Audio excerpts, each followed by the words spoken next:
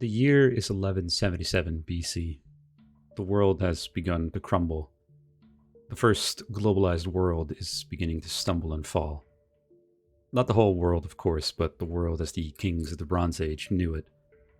For centuries, the great powers of the Eastern Mediterranean and Near East had lived inside a web of trade, diplomacy, marriage alliances, tributes, bronze, and war.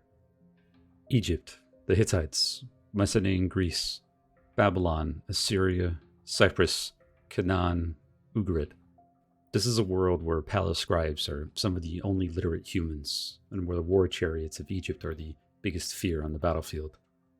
It's a world where kings would call one another brothers, of merchants carrying copper from Cyprus, tin from the east, amber from the north, ivory from Africa, and gold from Egypt. It's a world that was held together by roads, ports, ships, letters, and promises. And then within a few violent decades, it would begin to come apart. Palaces would burn, cities would empty, trade routes would fail, great kings would silently vanish from the record. And from the sea came names the Egyptians would later carve into stone. Names like the Peliset, the Checker, the Shekelesh, the Denyen, the Wesh, the Shurden, the Luka, the Ekwesh, and the Teresh. But history knows them all by a name they never actually used for themselves: the Sea Peoples. That name in and of itself is already kind of a problem, because they were not one people or one nation. They weren't an army under one king or a united ruler. They were a storm of names and different tribes of fierce warriors, migrants, raiders, and perhaps refugees from a world on the brink of collapse, and maybe several shattered communities moving through a world that was breaking around them. And wherever their names appear, fire would follow. The first great warning came in the reign of Pharaoh Merneptah around 1207 BC. Egypt was, at this point, already old to the rest of the world. The pyramids were already incredibly ancient. At this point in time, the Egyptian Empire was closer to the birth of Jesus than it was to the building of those same pyramids. Its temples rose from the Nile like mountains made by kings. Egypt had previously survived invasion and civil disorder and religious upheaval. It had endured because the Nile endured. Every season, almost like clockwork, it would flood the fields in predictable patterns, bringing with it nutrient-rich silt from the Ethiopian highlands. But now enemies would come from the west. Libyans would move against Egypt, sensing weakness, and with them came warriors from beyond the sea. The Egyptian inscriptions named them carefully, as if naming great beasts brought before the throne. The Shurden, the Shekelesh, the Ekwesh, Luka, and Teresh, northerners from all kinds of lands. Merneptah would eventually claim victory. He would count bodies and captives and carve the triumph into stone, because pharaohs didn't merely win battles. They made victories mythical and eternal through consistent propaganda. But this was only the first wave. 30 years later, in the reign of Ramesses III, the greater storm would arrive. By then, the Bronze Age world was already being remade by fire. The Hittite Empire, once Egypt's greatest rival and equal in the region, was collapsing. In Greece, the palaces of the Mycenaean warrior kings were falling one by one. At Mycenae and Tyrans and Pylos, cities of stone and memory, they were being consumed by ash and left nothing but silence in their wake. The older Minoan palace world of Crete had already fallen long before this final catastrophe, but Crete and the Aegean were still part of the sea road, whose peoples and pottery and ships and memories moved through the chaos that followed. Cyprus, the island of copper, was shaken. The Levant trembled, and in northern Syria, the city of Ugarit began to write its final words. Ugarit had been one of the great ports of the Bronze Age world. Not an empire itself, but something almost as important. It had been a city of trade and letters, linked to Egypt, to Cyprus, to the Hittites, to the Aegean, and to the lands beyond. But then ships appeared off its coast. A desperate letter from its king speaks across more than 3,000 years of history. The ships of the enemy have come. They have set fire to my cities. They have done harm to the land. The Ugarit king had previously sent his infantry and chariots away to the Hittite territory. His own ships were away near Lucca. The land, he wrote, was prostrate. And then came the number. 7 ships. Only 7. Not some vast armada, not an ocean darkened by sails, but just 7 ships of the enemy had done this harm to Ugarit. Another tablet would detail the enemy advancing. It would detail the port of Ras ibn Hani, already overrun, and of reinforcements begged for but never arriving. Amurapi, the last king of Ugarit, wrote to Eshuwara, the king of Alasya, pleading for assistance. He wrote, "My father Eshuwara, behold, the enemy's ships came here. My cities were burned, and they did evil things in my country. Does not my father know that all my troops and chariots are in the land of Hatti, and all my ships are in the land of Lucca? Thus the country is abandoned to itself. May my father know it. The 7 ships of the enemy that came here inflicted much damage upon us." The later Tawagalawa letter also details some of the fighting going on at the time. It was written by a Hittite king, either Hattusili III or Mubatali II. It was sent to the Ahiyawan king over the area of Wilusa, which is identified as modern-day Troy. It was a cry for help, for an extradition of sorts. The Hittite king, whoever he may have been, sought the extradition of the warlord known as Pia Maradu.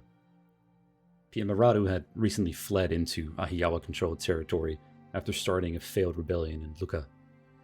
The Hittite king wrote to ask either for his extradition or for him to be expelled from the Ahiyawa-controlled territories, or a third option, have Pia Maradu agree to no more attempts at rebellion in exchange for being offered asylum in the Ahiyawa-controlled lands.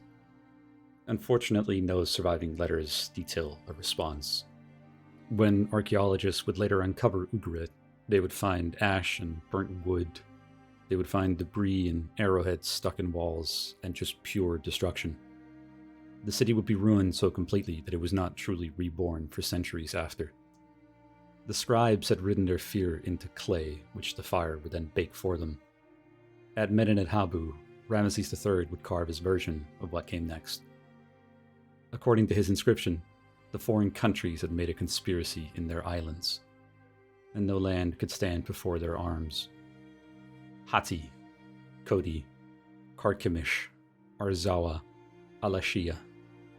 These names would form a line of ruin across Anatolia, Syria, and Cyprus.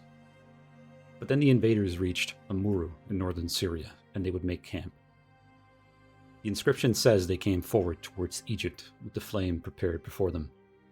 Their confederation consisted of the Peliset, the Chequer, the Shekelesh, the Denian, and the Wesh. Lands that have been united. Their hearts confident, and their plan they probably believed would succeed. We now enter the most dangerous part of the story, because Egyptian kings were true masters of propaganda. Pharaohs would never describe defeats. They would transform danger into glory, disaster into a divine order, and fear into victory. But Medinet Habu gives us more than words. It gives us an image of the fighting, of ships locked together in combat, warriors with foreign feathered headdresses, and others with horned helmets and round shields and long swords and javelins. It would give us images of dead men falling into the water, a capsized vessel and arrows flying from Egyptian bows. And amongst the invaders, we would see not only warriors, but carts, women, children, and household goods. This wasn't simply a weekend expedition to raid a close neighbor by men hungry for plunder. It looks more like an actual migration. A people, or many peoples, moving with everything they owned. And this can change the narrative, because the Sea Peoples may not have been the cause of the collapse. They may have just been one of its symptoms. At this point in time, drought had struck large parts of this corner of the world. Famine is recorded throughout many civilizations, and earthquakes had been shaking cities for decades. Trade routes had become incredibly fragile. The bronze system itself depended on metals moving across enormous distances. Copper from Cyprus, tin from either Asia or far away in modern-day England, and without them kings couldn't arm men or reward followers, or simply hold the old order together. When the system worked, it made kings and palaces incredibly rich. When it failed, it left them exposed. And beyond the palace walls were the people who had always paid the price. The farmers, the herders and the laborers, the mercenaries and the pirates and the displaced men, the hungry families, and the warriors from the edge of the map. Some may have come from modern-day Sardinia, some from Sicily, some from Anatolia itself and the Aegean, and some may have actually been the Mycenaeans themselves displaced, or just people displaced by the very same collapse of Mycenaean power in the region. The Pelasets may have become the Philistines, the Lucca likely came from Lycia, the Shurden may be linked to Sardinia, though certainty of that remains just out of reach. The Denian may echo the Daenians of Greek memory, or may belong elsewhere. Again and again, the evidence keeps giving us nothing but fragments from which we have to try to piece together some sort of narrative. Names carved by enemies, pottery and art found far from home, defensive walls in great cities found burned, embedded with arrows, weapons, ships, and burned cities. But all this is not enough to solve the mystery, but it's enough to feel the shape of it. This was a moving world, and a violent world. A world where old identities were being burned away, and new ones were forged in hunger and exile and war. And then finally, they came for Egypt. Perhaps the greatest empire that had ever existed at this time, in both their wealth and their scope, but also in their power and their reach. Pharaoh Ramesses III would face them by land and by water. Somewhere near the Nile Delta, Egyptian ships and soldiers waited inside the river mouths. The invaders entered expecting perhaps the same collapse they had seen elsewhere. Instead, Egypt would make the river a trap. The inscription details how those who entered the river mouths were like birds caught in a net. Egyptian archers positioned on the banks and the ships would loose arrows. Enemy vessels were dragged in, overturned, pinned, and broken. Warriors who had crossed the sea were pulled into the Nile and killed beneath the walls of the last great Bronze Age power standing before them. On land, Ramesses would claim slaughter. At sea, he would claim total annihilation.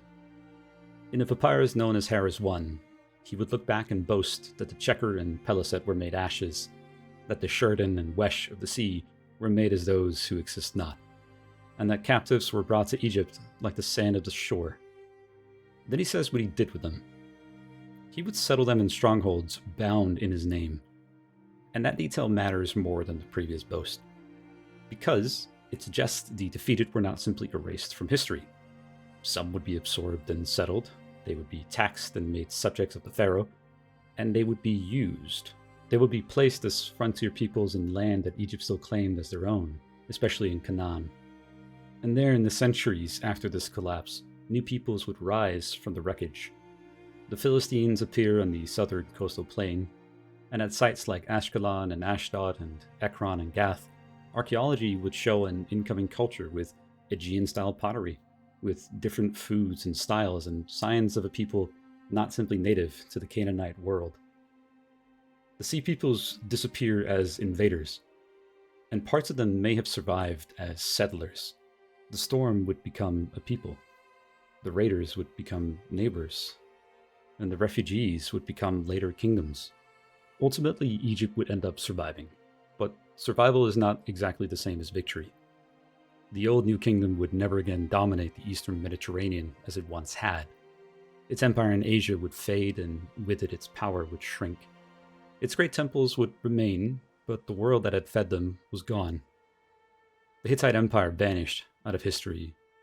Ugarit was left as nothing but ash.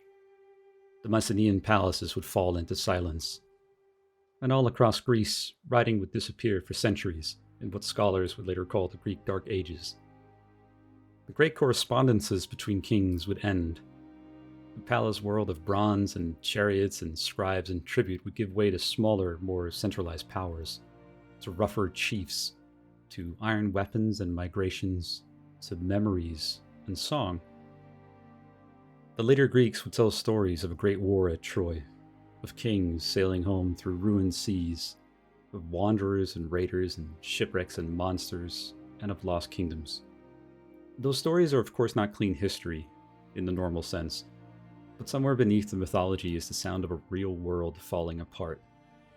The Sea Peoples didn't single-handedly destroy civilization. History is rarely that simple, but they were not an army of ghosts sent from the edge of the earth to end the Bronze Age. They were people. Armed people, sure, but they were desperate people. Maybe opportunistic people, or displaced people, or people moving through a world where crops were failing and cities were burning and kings were weakened, and the trade no longer held the sea together. And when that world cracked, they would enter the crack like fire. They would strike Egypt. They would pass through Cyprus and the Levant. They would appear in the shadow of Ugarit's destruction, and they would stand in the Egyptian reliefs with strange armor and weapons, with carts and ships and wives and children, and with the look of a people who could no longer go back. Behind them would lay their ruined homelands, or ruined enemies, sometimes both, and before them would lay Egypt, their last great prize. And though Egypt would ultimately hold strong against the coming tide, the age did not. The sea had carried them in. The fire and destruction had followed, and when the smoke cleared, the Bronze Age world was gone. From that world of smoke and ash would follow a new age of iron. If you made it this far, thank you very much for watching. I genuinely appreciate it. This is my first video in what will hopefully become a long series of historical essays on the history of the world. I would really appreciate any comments or feedback, corrections, or suggestions for future topics, and of course, a like and a subscribe would help my channel massively. Everything you've heard was voiced by me and me alone, with no generative AI used anywhere. The sources used for this video are listed in the description, along with artwork and image attributions. Thank you again for watching, and I'll see you in the next one.